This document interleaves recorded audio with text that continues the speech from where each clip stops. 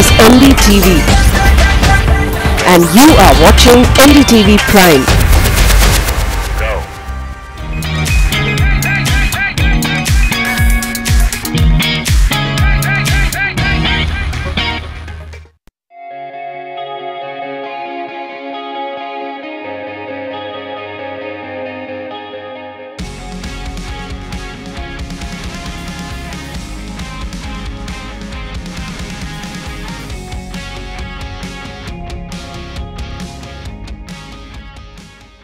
He is the NDTV Automotive Man of the Year for 2017, and today we are going to talk to him about a brand new product that's come to the market. I'm speaking about Mr. Kenichi Ayukawa, the Managing Director at Maruti Suzuki India, and the new car is the Blockbuster. It's the new generation of the Dzire sedan, which drops its Swift name and steps in with a third generation avatar that is bigger, bolder, and has big plans as well. Thank you, Ayukawa-san, for speaking to us. Thank you very much. And congratulations on the, Thank you very new much. car. We are very pleased. As I said, Dzire, the name itself is so big. It's such a big model for you. The first two generations have already sold 1.38 million cars, which is a staggering number. So obviously from the new generation, you have big expectations? Of course. Fortunately, as you said, the Dzire becomes growing up very well past 10 years, something like that. Used to be that we touched the Swift name, but this time we dropped the Swift name because the Dzire becomes independent model. It's become such a big model in many ways. I think you mentioned it on stage today that it took you by surprise. It took Maruti and all the people at Maruti by surprise. The fact that it's done well is not something that now surprises us because it's a segment that's also done well. But do you think the fact that it's also been able to hold on to its position is also a credit? I think that we have that segment the possibility, I feel very much. That's why as far as we provided a good product to the market, customer will be responsive to that. That is our expectation. How and when did you take the decision that for the new platform and the new generation, you will do the sedan before the hatch? I think that is that strategical discussion. As you know, that the new Swift is already launched at the global market, but Dzire mainly focusing in Indian market. That's why we have to try to develop the area to this model. The fact that this is not just a hatch with a boot, the fact that you have re-engineered the car, the A-pillar is different. Does this help that sort of drive it home?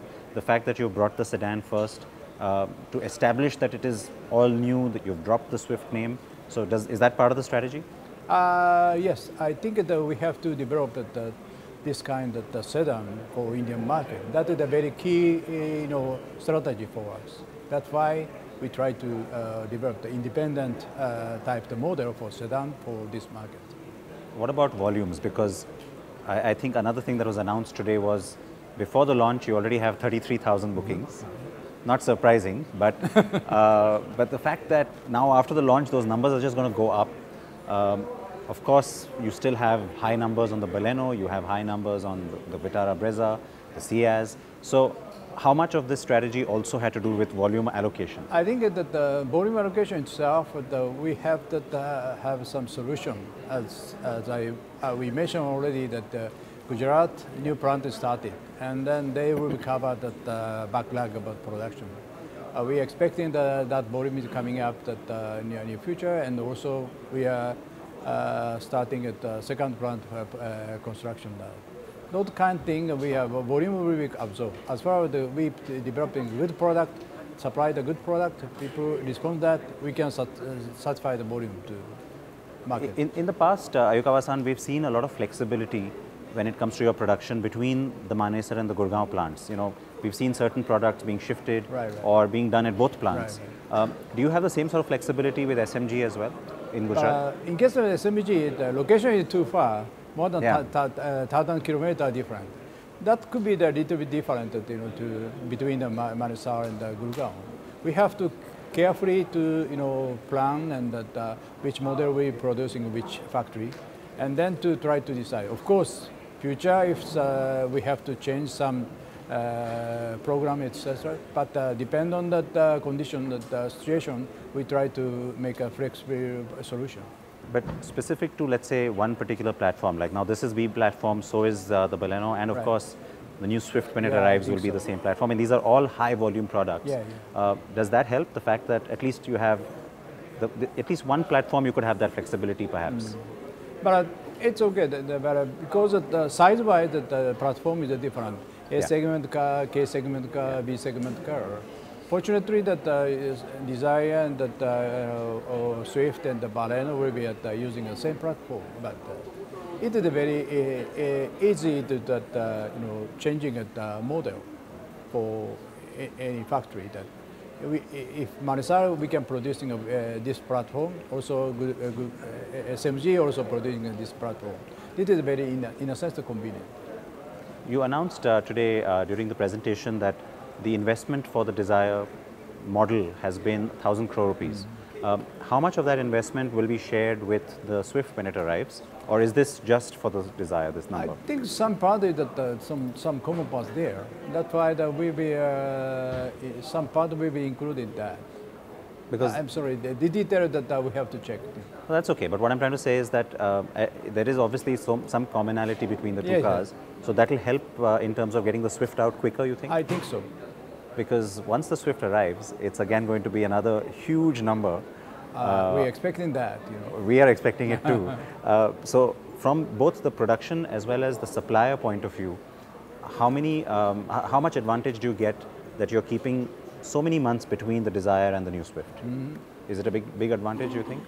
I think that because of already once model started, and then after that, the same time that the new model coming, they are already ready, but production volume constraint there. That's why we have to encourage our supplier.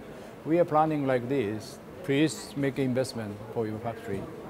Haryana also, Gujarat also. Those kind of things we are requesting.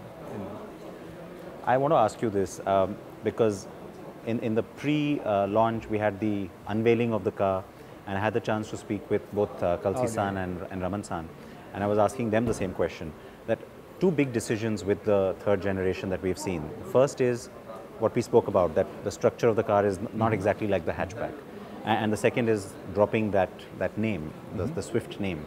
One is a big marketing decision and one is a big production decision. How quickly did they convince you to take this decision? Point in the past 3 or 4 years, we continued that as a new challenge, right? Next also, new model branding, and also this kind of challenge. As far as we have to make a challenge, even though that we try to keep the leader of the industry, we have to challenge that. That is my idea, strategy, and then requesting our people also keeping that. So it wasn't a difficult decision? I don't think so. Okay, and did it start fairly early in the process, or was this, what I mean to say is that obviously the new Swift was also being designed in Japan. You always knew you had to do a new Dzire. At what point did you decide that, okay, this car needs to be very different? No, already the Dzire becomes third generation. Yeah. Also, volume-wise, it becomes bigger and bigger. Yeah. We have to consider it that, to differentiation that the both model. That is the good timing, I think. Now, one thing about this segment, everybody says it's uniquely Indian. So sub 4 meter, and so the proportion, etc., is not always very attractive. With the new car, you've been able to take some of that away, the disadvantage, and you've given the car a great look. It's got very sort of a premium styling, and the proportion is very nice. Given that it now becomes a more attractive product, visually and in terms of features, do you think it has potential in other markets now, more than in the past? I believe so. We have a lot of possibility. We try to approach to other market also. But is that going to be a function of Suzuki Motor Corporation or Maruti Suzuki? We try to do. Maruti Suzuki try to do. And I know that it's too early to ask you in terms of which markets or how many exports. Because we have to looking for because first we have to expanding at this model the sales in here. Yeah. Automatically, all the information spreading at to other country. If customer have interesting, this is very interesting car. If they are expecting that through our network, if possible, we try to deliver. Right. It's regulation is matching, if regulation is matching. No, in fact, that's where I was going with this, that sales here is not going to be a problem. So No. Point is how we're going to encourage the customer, feeling, oh, this is a great car. That is very, very important. Sure. Immediately that the global people that see, oh, India make this kind of unique car, that is a good for investment for advertisement for us. But Ayukawa-san, where I was going with this is that given the fact that this is such a popular model, forget about the short term, even a year or 2 years after this launch, it's not as if you will not have a huge demand locally. So when I talk about exports potentially, how do you work that strategy into it? Because volume will just be so big even from a domestic demand perspective. So how do you work in an export strategy when your domestic demand is so huge? No, point is that only for the volume constraint. That means that as far as we establish a new factory there in Gujarat, we will be able to absorb that, right? So as that plant already starts to... SMC Suzuki committed to make the investment to the Gujarat. They are planning at least third plant. It means 7.5 lakh capacity total. It becomes earlier, if so that we have to consider next additional factory, the Gujarat or somewhere, I don't know. Yeah. But that kind of step will accelerate. That is good for us.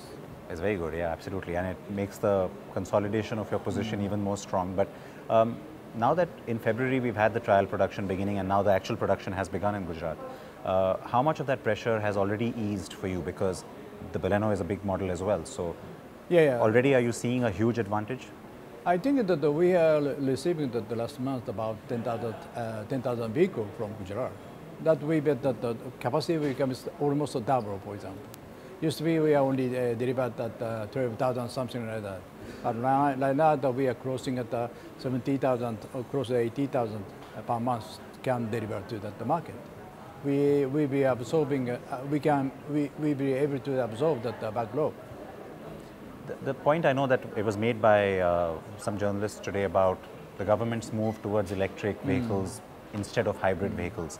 And I get why they were asking that question, because obviously doing hybrid as the first step is easier than doing full electric. But as all these decisions get taken, and I know you said you're waiting for clarity from the government, how quickly can you move on these decisions, do you think? Because when you talk about future investment, you talk about future capacity, how much of all that is taken into account? In case of the developing new car, we need about 5 or 6 years. Yeah.